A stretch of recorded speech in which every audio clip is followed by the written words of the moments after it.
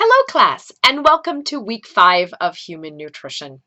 So last week we looked all at carbohydrates, and I hope that you now have a good understanding of the fact that we do need carbs in our diet, but the key is to think about what kinds of carbs. As we saw, not all carbs are created equal. There are some that are going to provide us with a lot of nutritional value. So things like our fruits and our vegetables and our whole grains have a lot to offer us in terms of vitamins and minerals and fiber. On the other side, of course, is the added sugar type of carbohydrate. And we see that those don't have the same nutritional value. They have a lot of what we call empty calories. They provide us with energy, but not many other nutrients. So those are the kinds of carbs that we want to think about limiting in our diet, not necessarily the ones that provide us with nutritional value.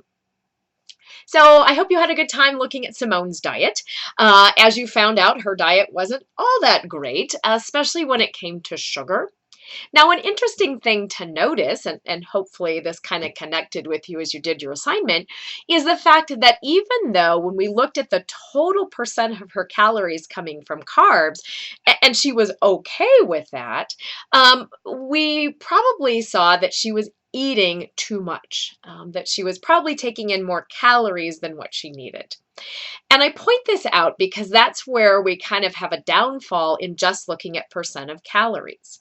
So even though if we looked at what she actually consumed, she looked okay, she was just consuming too much total food. And that kind of skewed our results perhaps.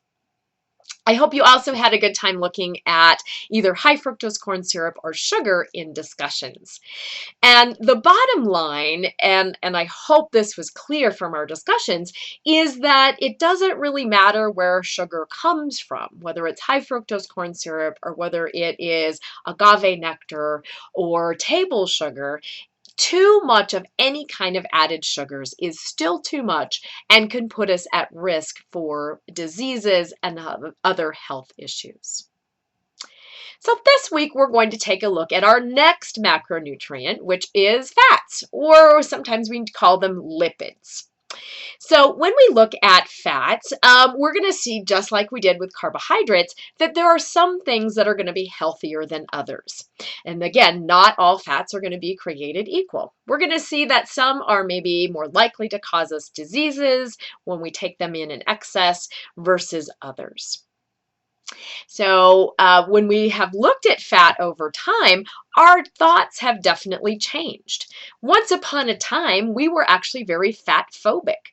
Back in the 90s, we actually were very much into low fat. Everything needed to be low fat.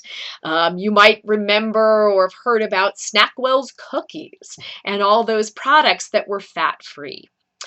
Now, we thought we were doing a good thing by taking out the fat, but as it turned out, we really weren't. Because unfortunately, we took out the fat, but in order to make that product tasty, we added something else. And you probably guessed what that something else is: sugar. So we didn't really do ourselves any favors in terms of heart disease or obesity by doing that. And we actually found that some of those markers went up by eating too little fat. So we've kind of changed our thought processes in terms of total fat. We've also kind of looked at different foods over time, and some of the foods that we used to demonize and say, don't eat those because they have too much fat and too many calories, things like nuts and avocados, or things like eggs that we said, oh, those have too much cholesterol, we're now finding are actually very healthy additions to our diet. So we're really not fat phobic anymore. We still want to look at the kind of fat, but overall fat is not necessarily a bad thing for our bodies. And we'll see that fat and cholesterol are actually used in a lot of very important processes.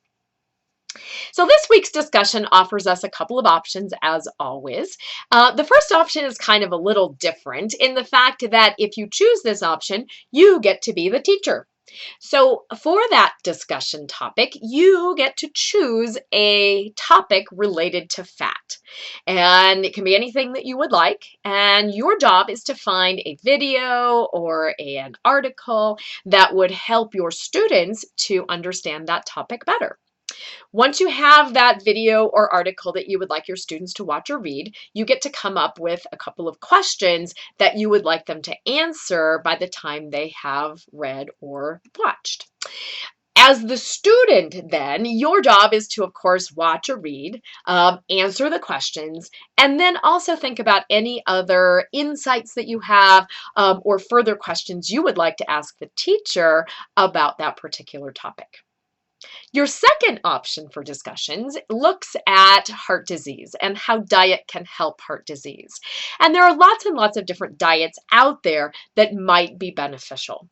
So you will get a resource that has a lot of different diets to choose from. You choose one and kind of think about, well, not only does that diet really help with heart disease from what you have learned, but also think about, well, how realistic is that diet? Is that something that you would be able to follow or a family member would be able to follow for a long period of time? So kind of doing a little bit of not only is it a good diet, but is it a doable diet?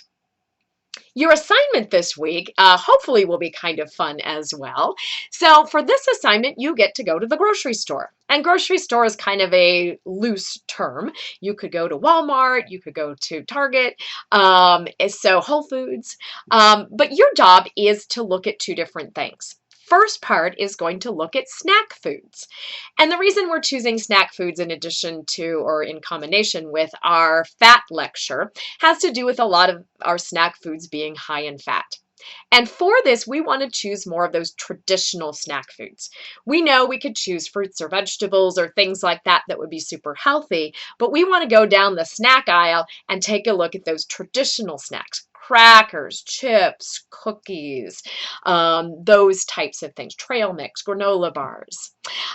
So you are going to look at not only the fat content, but you're also going to look at other things like calories and sugar that would be in your snack foods that you choose and do a little evaluation. See if you can find a snack food that would actually be fairly healthy in that snack food section. You might not. So that's the first part of your assignment. Second part of your assignment is going to look at spready things that we would put on our toast or our vegetables. So think like butter, margarine, and there is a lot of variety of different margarines out there, spreadable things, sprayable things. So I have several different items that you're going to be looking for at the grocery store. We're going to take a look at the ratio of polyunsaturated, a healthier kind of fat, to saturated fat, maybe a not so healthy fat. And once we have figured out that ratio, we've taken a look at the kinds of fats that are in there, we're going to come up with an evaluation and try to decide which of those fats would be the healthiest if I had heart disease. Now keep in mind that I have a big list on your assignment, and depending on the grocery store that you're at, you may or may not be able to find everything on your list. Try as much as you can, but I don't expect you to visit 3 different grocery stores to find that. If you can't find something, simply put, I couldn't find it, so that I know that you tried and it just wasn't available. Also keep in mind that you do not have to purchase anything for this assignment. If you want to, you find something really fun that you'd like to try, go for it. But this is simply a fact-finding mission, and you're just going to be looking and evaluating, but not necessarily having to purchase. So this is a fun, fat-filled week, and hopefully this will be kind of some different things than what we've done for previous assignments and discussions. So with that, I'm going to wish you a wonderful, happy, healthy week, and I look forward to seeing what we come up with.